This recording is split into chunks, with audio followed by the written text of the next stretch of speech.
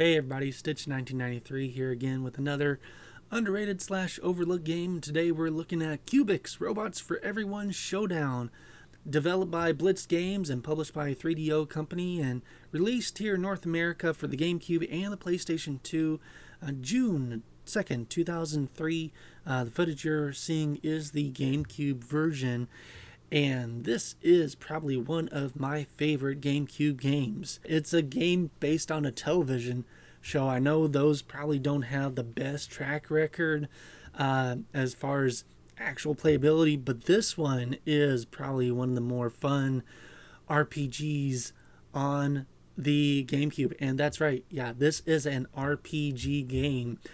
So if you don't know the plot already of the show, it is set in the near future now of 2044 in the town of Bubbletown, where the population is as many robots as people.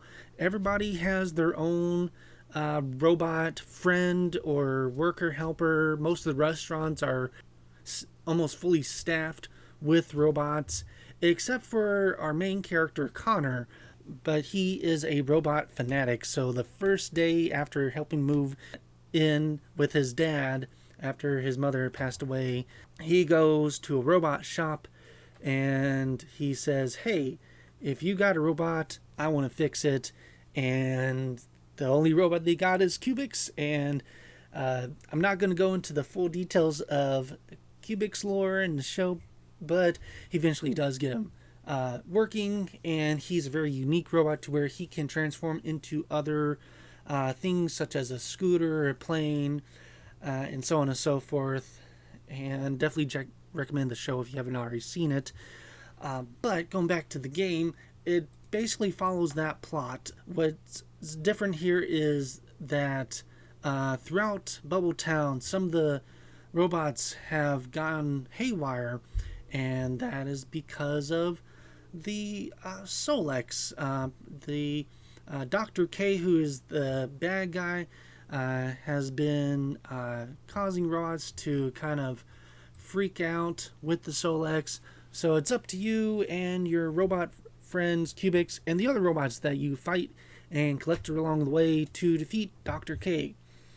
And so, yeah, it's a pretty straightforward RPG after that. You go around Bubbletown. Some of the robots, you just kind of gotta move out of the way because they're just on a path, and if they hit you, you lose some of your own HP. Others, and you'll know which one it is because they'll kind of be just standing there with a little static over them. Those are the ones you fight, and the fighting is very unique. So, of course, you have three ways you can fight. You have your aggressive, normal, and your defensive.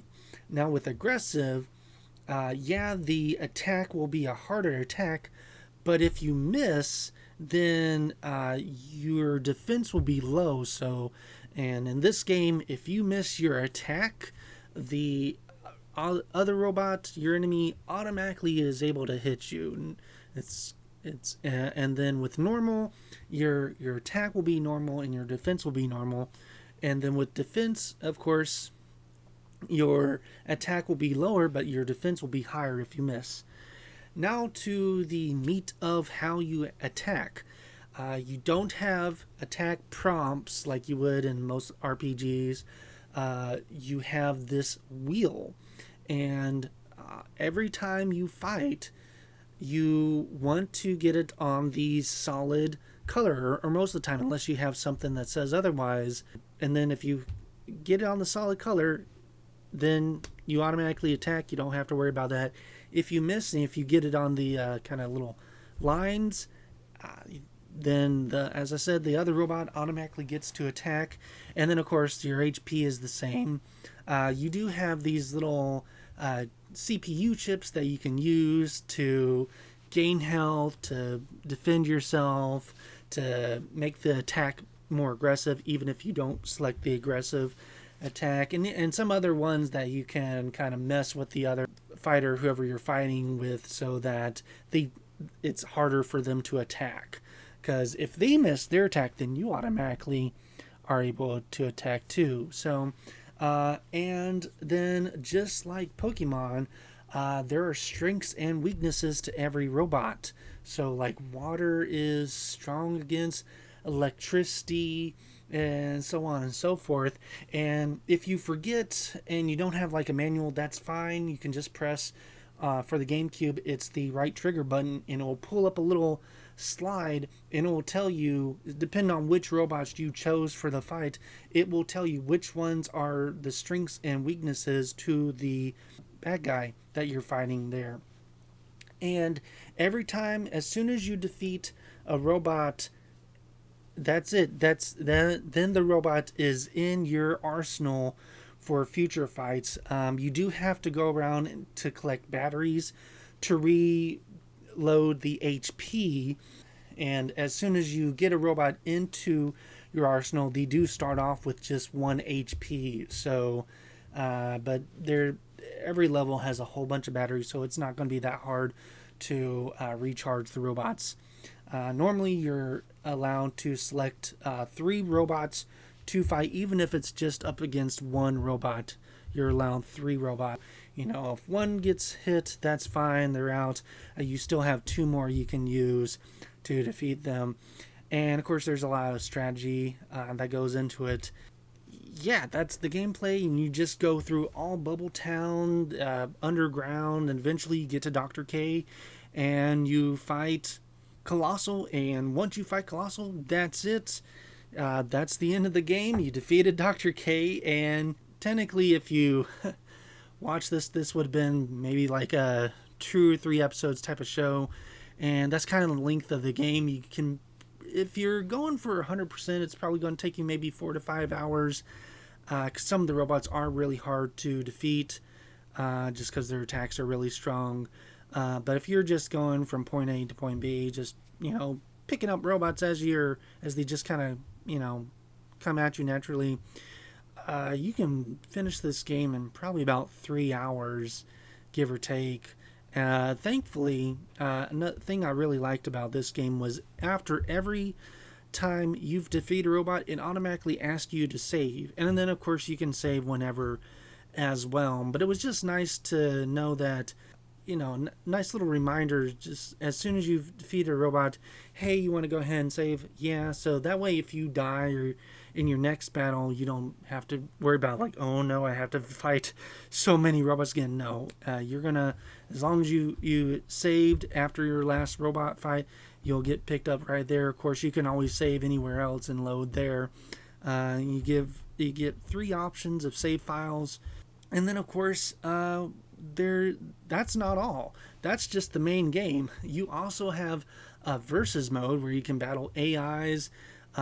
You do have to play the game to unlock robots to have them in your arsenal to defeat the AIs, but it's like a setup on a tier system, and it's just, if you want to, the showdown part, if you want to do that, that's fine. There's also mini games. There's a whole slew of mini games. You can unlock more as you play the game further. And then there's there's trials, there's cutscenes you can just watch if you want to. There's a whole bunch of I feel of love that went into this game that, for this time, you didn't really have to do much. They could have just done the mini games, or they could have just done the showdown part. Could have been just like a Pokemon Revolution type of game where it's just your robots, you can just fight them. And I think that probably would have been a fun game, but no, this has got a whole story to it on top of that. And so, yeah, I highly recommend the game. Highly overlooked, underrated game there. It does get, I will say, going back to the gameplay a little bit here, every time you get it right, you win your turn. On the next time around, the area of success gets slimmer, and the little spinner gets faster, and so it keeps getting slimmer and slimmer, and eventually you will, unless I have found that sometimes I'm just really lucky and I just keep hitting that. If you're able to do that, if you're able to time it correctly, You can defeat these robots really easily, but most of the time, sometimes I even miss it on the first one, even with how big it is. There's just a lot of, kind of luck when it comes to that part of it. But you can strategize and figure out, and you'll know your own strengths and weaknesses when it comes to how quickly you're able to time it right, and use the CPU chips to your advantage that way as well. Again, thankfully, this is one of those games that hasn't really hit absurd prices yet. You can probably get it, the disc itself, probably between $15 to $20, and then complete with like the box and manual for anywhere between $30 to $35, which I feel is a really fair price for this type of game here, and I would highly recommend checking out both the game and of course the show as well. So let me know now in the comments if you grew up with this game and what your thoughts are growing up with it. Of course, if this is your first time hearing about it and you went and checked it out one way or another and came back, what are your thoughts of it playing it for the first time? And let me know what your thoughts are about the show as well. Of course, check out my other videos. I've reviewed most of the toys that came out for this series, and got more on the way as well. So until next time, thank you and have a good day. Proud of you guys. It seems that if you work together and bring your different skills to a problem, there's nothing you can't do. Friend.